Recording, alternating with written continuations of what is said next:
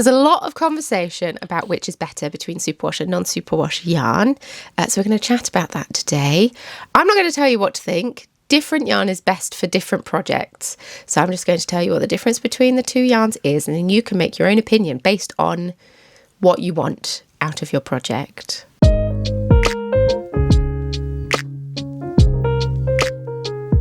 have a cat on my lap. She's very cute, but she has settled down.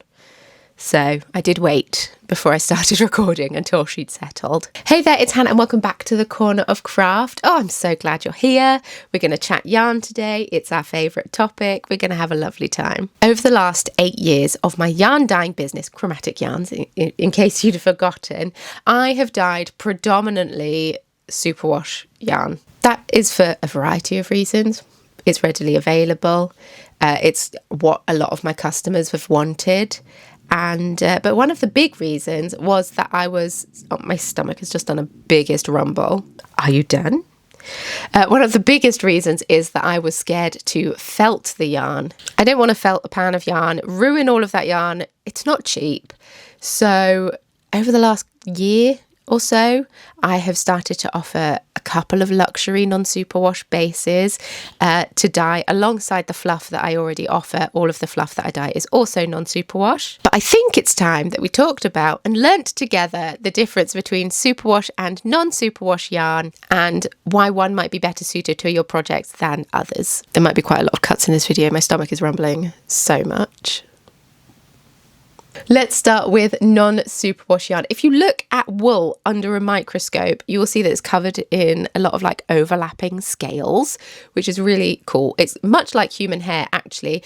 These scales are also called barbs. So non-superwash non-superwash yarn is wool in its completely natural, untreated state. I mean, it's been spun, it's been dyed, but nothing else. These barbs or scales trap the air really well, and it means that garments, accessories, hats, gloves, socks, blah, blah, tend to be much warmer than superwash yarn. The more air that yarn traps, the warmer it is. These scales also help items made from non-superwash wool to hold their shape so well. It helps the fabric bounce back to its original shape even after it's been worn and it's been stretched. This means that garments made from non-superwash yarn can be blocked over and over again and it will come out around the same shape. The scales or barbs, they cling to each other, so when you move them apart, like pulling a jumper over your head or bending your elbow in your knit, they want to bounce back together. So this means that non-superwash yarn is very good for more structured garments. It also means that your non-superwash jumpers are less likely to get stretched out with washing and blocking. We've covered this in a video where I talked about the different yarn bases,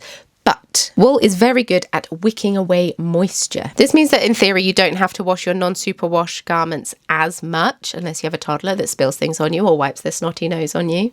Non-superwash wool breaks down the oils from skins at the same time skin at the same time as wicking away moisture. So this makes for quite a breathable fabric and also means that it won't get as stinky as a synthetic. There are several countries out there that have a great history of colour work.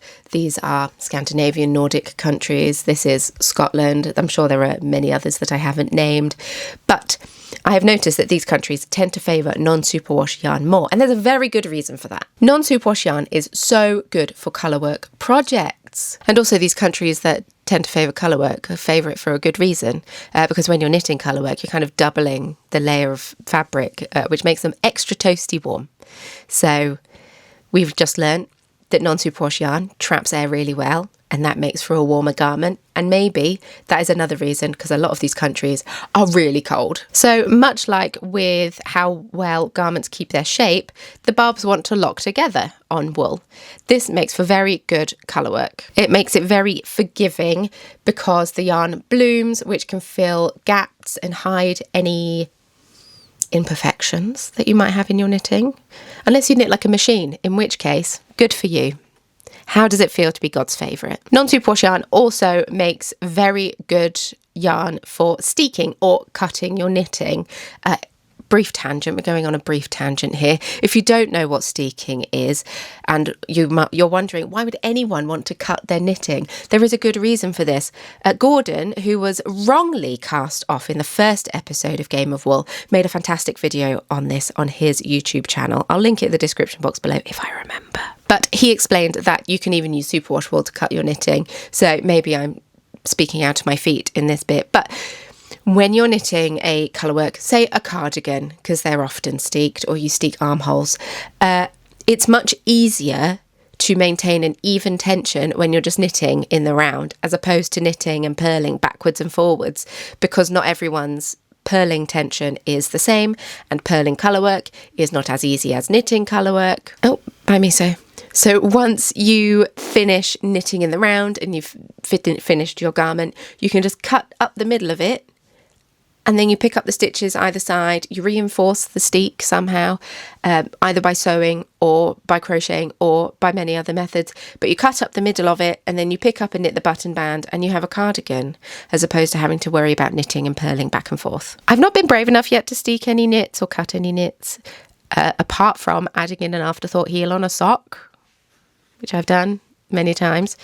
But it's a technique I want to try soon. I apologise. I've just had a brief coughing fit and then a big sneeze. What is happening? So I've told you about the many pros of non-superwash wool. So let's chat about the cons briefly. Because the scales on the wool have not been removed or smoothed, non-superwash wool is generally scratchier than superwash wool. So if you're sensitive to wool and you think, I can't wear wool, it's far too itchy, then maybe that's because, you might have an allergy to it, in which case ignore this bit. But it might be that you have princess skin, much like my sister does, and you need the soft smoothness of a superwash yarn. Depending how itchy you find the item, you can just wear like long sleeve t-shirts underneath. I have found that to be quite useful. And just don't knit anything high neck, because the neck is a very sensitive area, and if you find it itchy, then you're going to find the neck itchy. My little piece of advice is, if you're not sure if you're going to find it itchy or not, before you knit yourself a whole jumper, if you're not a quick knitter like me, this is my piece of time-saving advice for you. Before you put all this work and effort into a full jumper, I recommend just knitting a swatch from the yarns you want to use to knit your garment. Block it and wear it next to your skin. Tuck it in your bra, tuck it in your pants, put it in the waistband of your trousers, put it somewhere next to your skin, and try and wear it all day and see if you react to it / find it itchy, because there's nothing worse than knitting a full jumper and then you put it on and you think, I can't actually wear this, it's too itchy. So knit a swatch. You can use it for your project swatch. 2 birds with 1 stone. Tuck it in your bra and see if you find it unbearable for the day. And if you find it unbearable, don't use that yarn. Non-superwash, as the name suggests, is a bit high maintenance to clean, which is one of the good things, that it doesn't get as stinky as like acrylic yarn or garments made from acrylic yarn. You, in theory, don't have to wash it as often. You will need to hand wash your items, the things you made from non-superwash yarn. You can't put it in the washing machine because it will felt. In order for yarn to felt or wool to felt, it needs heat, water, movement. A washing machine is really, really good at those 3 things. You could say its special interest is felting wool. So it's best to hand wash your knits with minimal agitation, minimal movement, and then lay it out flat to dry. I have popped non-superwash yarn in the washing machine only to spin it after I've washed it. But now I think I just put, now in general, I have a spin dryer that I use for yarn dyeing. So I just put everything in the spin dryer because it's a much shorter cycle. I can just put it on for 30 seconds.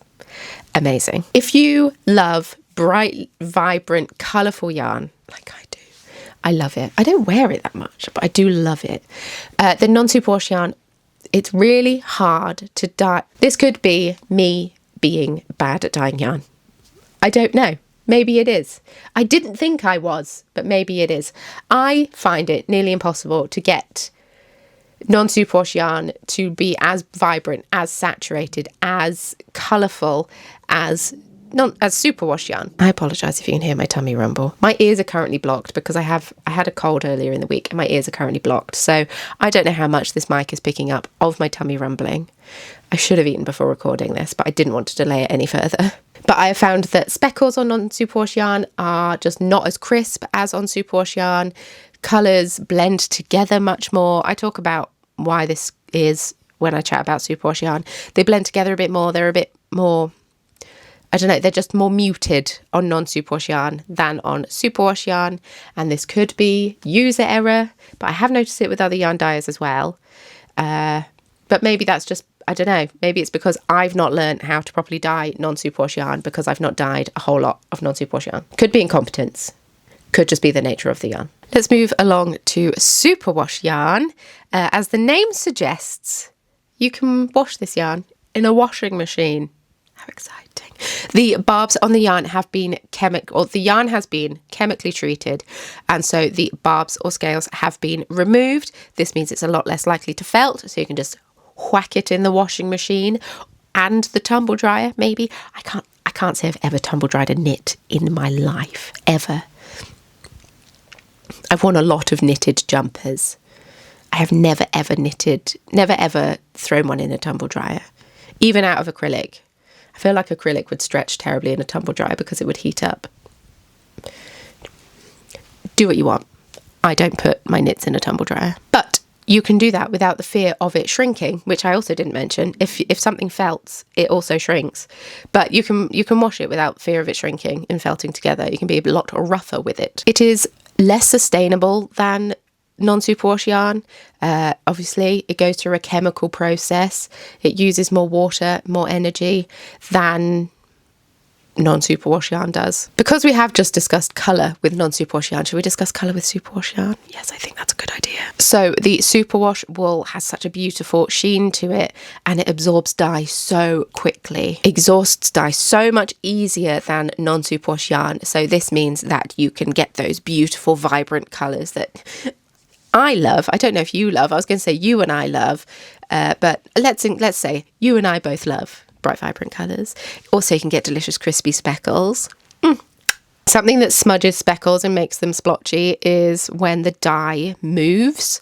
So the quicker that the dye can be absorbed into the yarn, the crispier the speckles. That is why non-superwash yarn doesn't do speckles as well as superwash yarn. Removing the barbs or scales on the yarn means that it just isn't as itchy. It's super soft, it's super smooth. I've made baby knits from superwash wool for my little pickle. Like, I don't know, I just feel like I know very few non-knitters anyway who can tolerate the feel of scratchy wool, and maybe that's the company I keep. But I just feel like, at least in England, the tolerance for scratchy wool isn't there. And maybe that's a cultural thing. Like, I feel like in England we didn't grow up wearing a lot of scratchy wool, so we haven't ever got used to it, and therefore people don't have the tolerance for it that maybe other countries do. But I also can't speak for everyone because I do not know everyone. But the silky soft smoothness of superwash yarn does make it fantastic for baby knits. In particular, merino is very soft. It's also really good for next to skin items like, I don't know, if you have a high neck jumper, if you have hats, if you have cowls, scarves, gloves, socks. I love it for socks because I know that I can just pop the socks in the washing machine instead of having to go through like such hard work of hand washing my socks. And no, I don't tumble dry my socks either. They go in the washing machine, they hang out to dry. I mean, hand washing isn't difficult, but my God, it's a little bit of a faff in comparison to in the washing machine. So non-superwash yarn, really good for structured items because it holds its shape so well. Non-superwash yarn, delicious and drapey. Delicious and drapey. Also can stretch out. So if you knit yourself a jumper that fits you perfectly and then you wash it and then you think, oh, it's now massive. superwash yarn. It can be quite easy to overblock superwash items if you get too liberal and excited, or if you hang them up to dry. Please don't hang your knits up to dry. Then it can stretch out under the weight of itself. But because of the beautiful drape, it means that it is good for oversized jumpers, things with less structure, t-shirts, lovely for t-shirts, shawls, delicious. So I do use non-superwash yarn quite a lot. I've seen more and more yarn dyes, at least in the UK, moving away from superwash yarn and favouring non-superwash yarn instead. And I don't know why this is. There was a sudden influx in 2020 for obvious reasons. There was a pandemic. Everyone was at home. Everyone was bored. And then people just started playing with dyeing with yarn. That's not a sentence. But there was a sudden influx of yarn dyeing businesses in 2020. And I don't know if that now people might be trying to carve out their niche and stand out among quite the busy market of hand-dyed yarn businesses. It could also be from a sustainability standpoint. It's undeniable that non-superwash yarn is better for the environment than superwash yarn. And hey, maybe their customers are just asking for it. My customers aren't asking for it. So it could just be that the demand is there for their business. And that's great. I love that we're all doing different things. I will be continuing to dye superwash yarn over at Chromatic Yarns. I do think that if I were to introduce a new base in the future, that I might look more at non-superwash bases than adding in another superwash base. I don't really want to get rid of any of the bases that I currently have, but if I want to add in another base, I might choose a non-superwash one instead of superwash. Most of this stash behind me is superwash yarn. The first jumper I ever knit was out of non-superwash yarn. I have since sold it because I no longer fit in it, because I knit it when I was at I think the thinnest I've ever been as an adult, and I did not remain that weight for a particularly long time. So I outgrew the jumper, and it's one of those where had I knit it in superwash yarn, I potentially could have stretched it out and worn it for longer. But hey, it's gone to a good home now, and hopefully it's being worn and loved. Which do you prefer? Have you ever tried superwash yarn? Have you ever tried non-superwash yarn? What is your stash predominantly made up of? Let me know in the comments down below. Has this video encouraged you to change your mind or try something different? Not change your mind. Has this video encouraged you to try something a bit different to what you normally go for? If you enjoyed this video and you would like to see more, I post a new video here on my YouTube channel every single Friday. And if one video a week isn't enough, you get a bonus video over on Patreon if you join the chai latte tier or the biscuit brew tier. It's an option. Don't forget to check out the description box below for anything else that I think you might need. Links to all of my social media and all of that fun stuff can be found in that description box. And yeah, thank you so much for hanging out with me here in the corner of craft, and I look forward to seeing you in my next video. Bye.